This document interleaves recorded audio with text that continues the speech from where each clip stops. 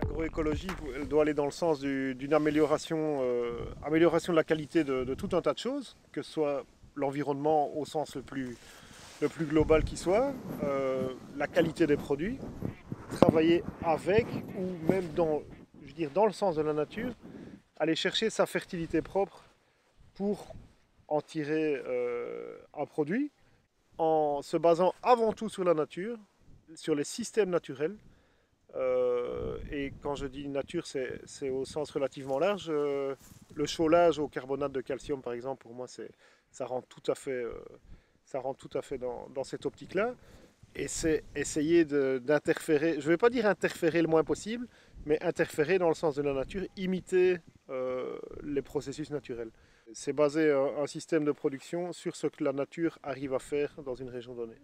Mais c'est aussi une amélioration du cadre de vie des hommes, que ce soit des hommes qui sont voisins et extérieurs à l'exploitation et aux terres qui sont cultivées, mais aussi l'amélioration du cadre de vie de tous les gens qui participent à la production, à tous les échelons.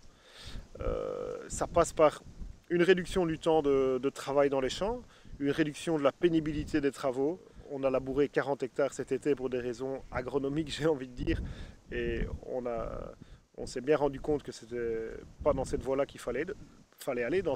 Du point de vue pénibilité du travail, c'est quelque chose qui est assez harassant et assez peu constructif, par une implication aussi plus importante des processus de production, de la sensibilité qu'il faut apporter à la production, à la conduite du tracteur qui est bien plus large que la conduite du tracteur.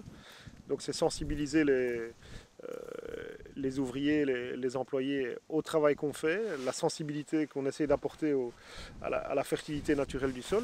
Tout ça, ça rentre dans ce cas de l'amélioration du bien-être des ouvriers.